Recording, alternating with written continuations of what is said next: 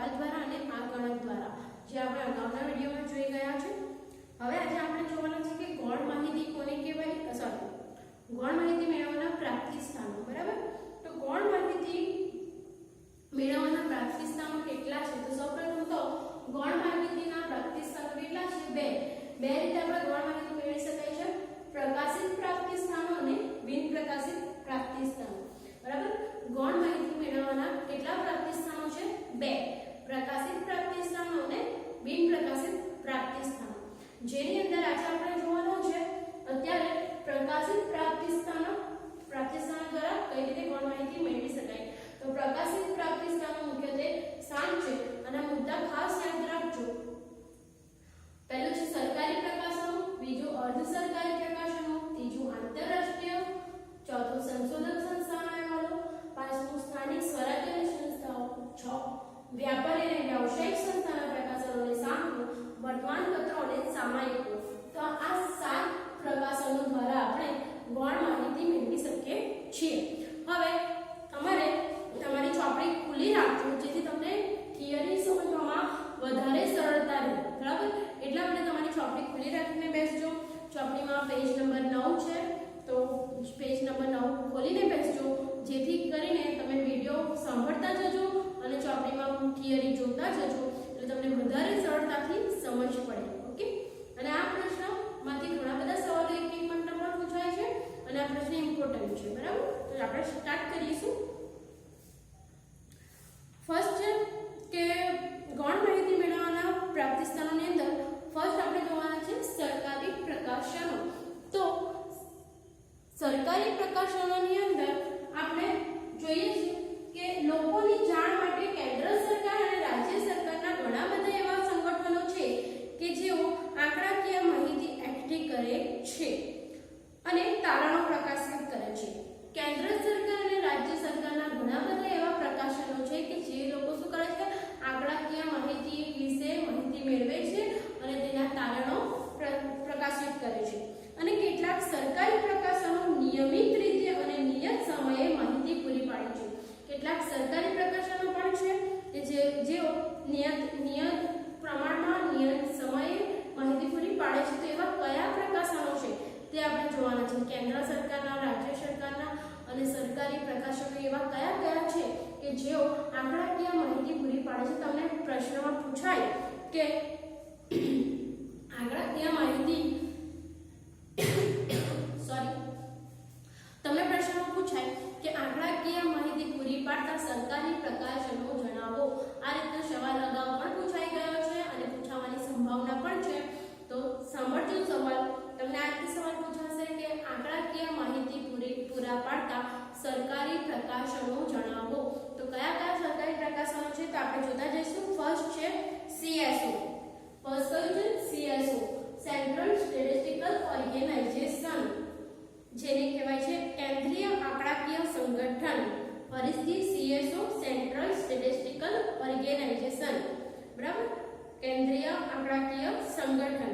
બીજું રાષ્ટ્રીય નિર્દેશ તપાસ સંગઠન NSSO, national sample survey organisation, રાષ્ટ્રીય નિર્દેશ તપાસ સંગઠન. પછી ભારતના વસ્તી નિયામક અને રજિસ્ટ્રાર જનરલની કચેરી. પછી ખેતીવાડી સંશોધન ભારતીય કારોબારી ICAR, Indian council of agriculture research, જેને કહેવાય છે ખેતીવાડી સંશોધનની ભારતીય કારોબારી.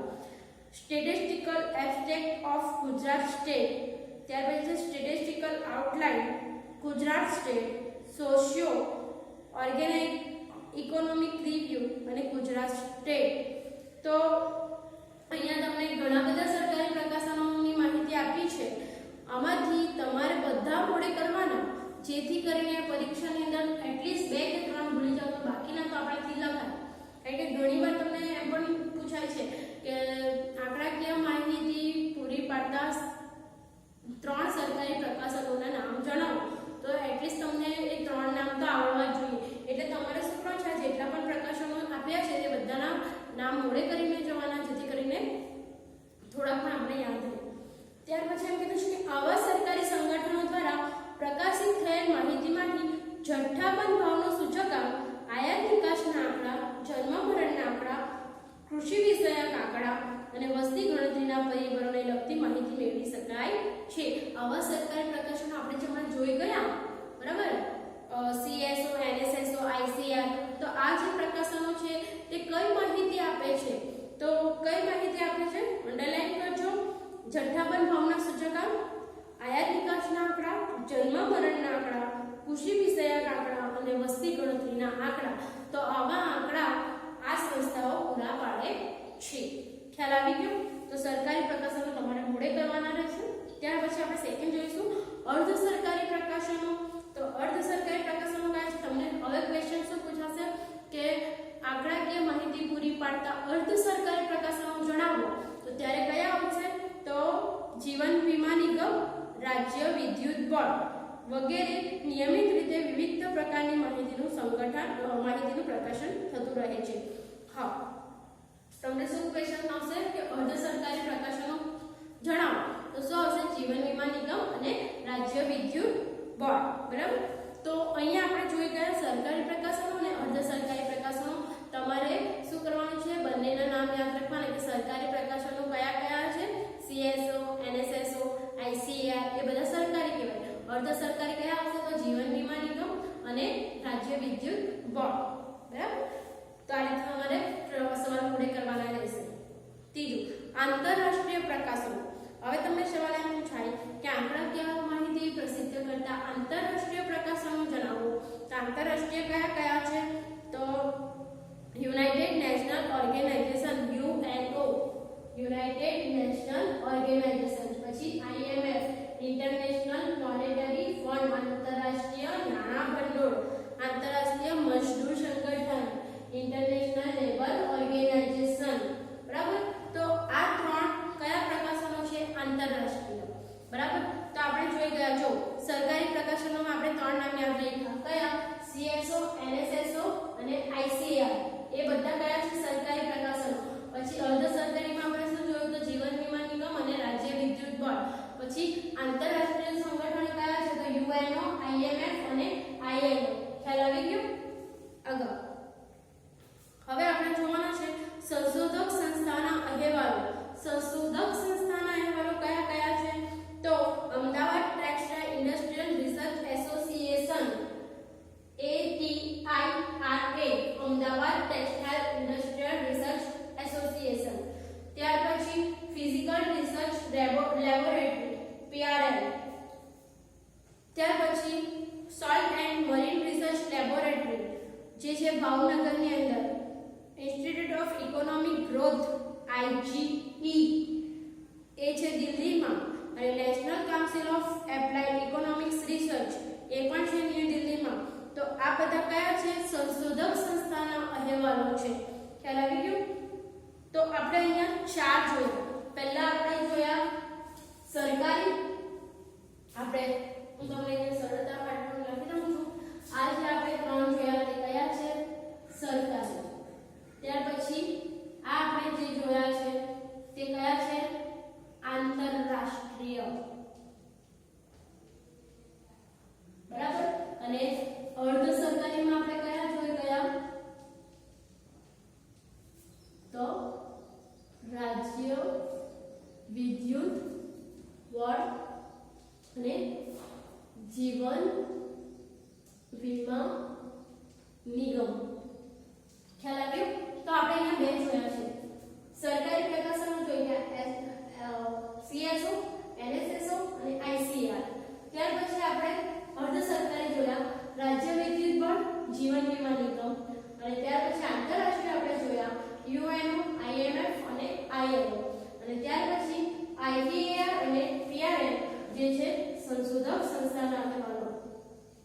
સંશોધક સંસ્થાના અહેવાલો. તો તમે શું કરશો? આ રીતે તમારી નોટબુકની અંદર આ રીતે બધા નામ લખી દો અને એને આ રીતે અલગ અલગ કરી દો. એટલે પરીક્ષામાં શું થાય કે છેલ્લી ઘડીએ તમારે ફક્ત બે જોવાનું કે આટલા ત્રણ સરકારીમાં, આ ત્રણ આંતરરાષ્ટ્રીય, આ બે તો સંશોધક સંસ્થાના, આ બે છે તો અર્ધ સરકારી. તો આ રીતે તમે ફટાફટ મોડે કરશો તો તમે બધે એક સાથે મોડે કરશો તો તમને યાદ નહીં રહે. તો પરીક્ષામાં તમારે શું કરવાનું? આ રીતે બધા નામ લખી દેવાના છે અને અલગ અલગ ડિવાઈડ કરી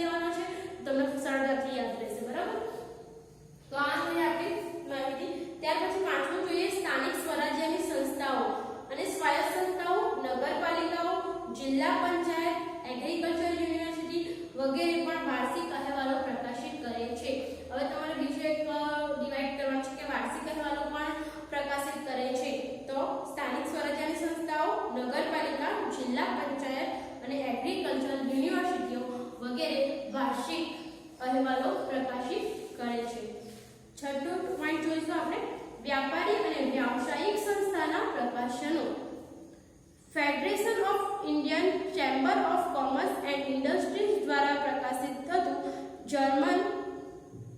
general economic trends, institute of chartered accountant દ્વારા પ્રકાશિત થતું જનરલ ધ ચાર્ટર્ડ એકાઉન્ટન્ટ અને ઇન્સ્ટિટ્યૂટ ઓફ ફોરેન ટ્રેડ દ્વારા પ્રકાશિત થતું જનરલ ટ્રેડ રિવ્યુ એ શું છે? વ્યાવસાયિક અને વ્યાપારી સંસ્થાના પ્રકાશનો પણ પ્રકાશિત કરે છે, જેના નામ આપણે જોઈ ગયા. અને ત્યાર પછી સાતમું જોવાના છે વર્તમાનપત્રો અને સામાયિકો. તો વર્તમાનપત્રો અને સામાયિકો કોણ રજૂ કરે છે? તો અર્થશાસ્ત્ર, વાણિજ્ય, વ્યાપાર, રમતગમત જેવા ક્ષેત્રો માટેની માહિતી, economic and politics weekly, commerce, business today, financial express જેવા જુદા જુદા વર્તમાનપત્રો અને સામાયિકોમાંથી મેળવી શકાય છે. આ પણ ગૌણ માહિતી માટેના અગત્યના પ્રાપ્તિ સ્થાનો છે. બરાબર, તો આપણે ગૌણ માહિતી મેળવવાના 7 પ્રકાશિત પ્રાપ્તિ સ્થાનો જોઈ ગયા. હવે પાછા એકવાર આપણે રિપીટ કરી દઈશું.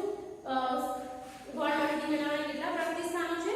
તો 2, પ્રકાશિત અને બિન પ્રકાશિત. હવે બિન પ્રકાશિતની પ્રકાશિતમાં આપણે કયા જોઈ ગયા? 7. સરકારી પ્રકાશન, અર્ધ સરકારી, આંતરરાષ્ટ્રીય સંશોધક સંસ્થાના અહેવાલો, સ્થાનિક સ્વરાજ્યની સંસ્થાઓ, વ્યાપાર અને વ્યાવસાયિક સંસ્થાઓ, અને 7મું જોઈ ગયા વર્તમાનપત્રો અને સામાયિકો. હવે આપણે જે નામ જોઈ ગયા કે સરકારી સંસ્થાઓ કઈ કઈ છે? તો CSO, NSSO અને ICAR. CSO જેને કહેવાય central statistical organisation, NSSO national sample survey organisation, ICAR Indian council of agriculture research. આ થઈ ગયા સરકારી. અર્ધ સરકારીમાં આપણે 2 જોયા, રાજ્ય વિદ્યુત બોર્ડ અને જીવન વીમા નિગમ. આંતરરાષ્ટ્રીયમાં આપણે 3 જોયા, UNO united national organisation, IMF international monetary fund અને ILO ઇન્ટરનેશનલ લેબર ઓર્ગેનાઇઝેશન. અને ત્યાર પછી આપણે સંશોધક સંસ્થાના અહેવાલો જોયા, IT, IRA અને PRA. IRA નું ફૂલ નેમ છે Ahmedabad trades and industrial research association અને PRA નું ફૂલ નેમ છે ફિઝિકલ રિસર્ચ લેબોરેટરી. બરાબર, તો આ જે ફૂલ ફોર્મ છે તે પણ તમારે ખાસ મોડે કરવાના છે. ઘણીવાર આ ફૂલ નેમ પણ તમને પૂછાય છે. તો ખ્યાલ આવી ગયો? શું કરવાનું? ફરી એકવાર આ બધા જ જે ફૂલ નેમ છે, બધી જ સંસ્થાઓ છે, બધી જ સંસ્થાઓના નામ તમારી બુકની અંદર લખી દો. એને અલગ અલગ ડિવાઈડ કરી દો કે આ સરકારી છે, આ અર્ધ સરકારી છે, આંતરરાષ્ટ્રીય છે અને આ અન્ય સંસ્થાના અહેવાલો છે. બરાબર, તો એને તમને મોડે કરવામાં સરળતા રહેશે. જો તમે એક સાથે બધું મોડે કરશો તો તમને ગુંચવાઈ જશો કે આ સંસ્થા કેમાં આવશે, સરકારીમાં કે અર્ધ સરકારીમાં આવે. બરાબર, એટલા માટે એને ડિવાઈડ કરી દો. ખ્યાલ આવશે ને? ઓકે, ચલો નેક્સ્ટ આપણે હવે જોવાના છે બિન પ્રકાશિત પ્રાપ્તિ સ્થાનમાંથી મળતી ગૌણ માહિતી. આપણે અત્યારે જોઈ ગયા પ્રકાશિત પ્રાપ્તિ સ્થાન. હવે આપણે જોવાના છે બિન પ્રકાશિત પ્રાપ્તિ સ્થાનમાંથી મળતી ગૌણ માહિતી. સંસ્થાઓ દ્વારા કેટલીક આંકડાકીય માહિતી પ્રકાશિત થયેલી હોતી નથી. ઘણીવાર સંસ્થાઓ કેટલીક આંકડાકીય માહિતીઓ પ્રકાશિત કરતા નથી, પરંતુ વિનંતી કરીને ખાનગી અને જાહેર સંગઠનો દ્વારા પોતાના સંદર્ભ માટે તૈયાર કરેલ બિન પ્રકાશિત આંતરિક અહેવાલમાંથી માહિતી મેળવી શકાય છે. પણ ઘણીવાર શું થાય છે કે ખાનગી અથવા કોઈક એવા જાહેર સંગઠનો હોય કે જેઓ પોતાના માટે માહિતી ભેગી કરે છે, તો ઘણીવાર આવી ખાનગી સંસ્થાઓ પાસેથી પણ માહિતી મેળવી લેવામાં આવે છે. દાખલા તરીકે કામદારોનો પગાર, તેઓ કેટલા સમયથી નોકરી કરે છે, તેમનું શૈક્ષણિક સ્તર શું છે, ખાનગી અને જાહેર ક્ષેત્રની કંપનીઓમાં મ્યુચ્યુઅલ ફંડ એટલે કે ખાનગી અને જાહેર ક્ષેત્રની કંપનીઓ કેટલા મ્યુચ્યુઅલ ફંડમાં રોકાણ કરે છે વગેરે, અને જુદી જુદી યુનિવર્સિટીના PhD મહાનિબંધ વિશેની માહિતી. તો આ બધી માહિતી કેવી છે જે બિન પ્રકાશિત છે કે આવી માહિતીઓ ઘણી સંસ્થાઓ પ્રકાશિત કરતી નથી. બરાબર, તો આવી માહિતીમાં કઈ માહિતીનો સમાવેશ થશે? બિન પ્રકાશિત માહિતીની તમને એક માર્કના સવાલમાં પૂછાય કે બિન પ્રકાશિત માહિતીની અંદર બિન પ્રકાશિત ગૌણ માહિતીમાં કઈ માહિતીનો સમાવેશ થાય છે? તો શું આવશે? કામદારોનો પગાર, કામદારો કેટલા સમયથી નોકરી કરે છે, ત્યાર પછી મ્યુચ્યુઅલ ફંડમાં કેટલું રોકાણ, પછી પીએચડી, મહાનિબંધ, કામદારોનું શૈક્ષણિક સ્તર, તો આવી માહિતી છે કે જે ઘણીવાર પ્રકાશિત કરવામાં આવતી નથી. આથી એને બિન પ્રકાશિત માહિતી કહેવામાં આવે છે. ઓકે, ખ્યાલ આવી ગયો. હવે નેક્સ્ટ વિડિયોની અંદર આપણે ગૌણ માહિતીના ઉપયોગ માટે રાખવી પડતી સાવચેતી વિશે અભ્યાસ કરીશું. ઓકે.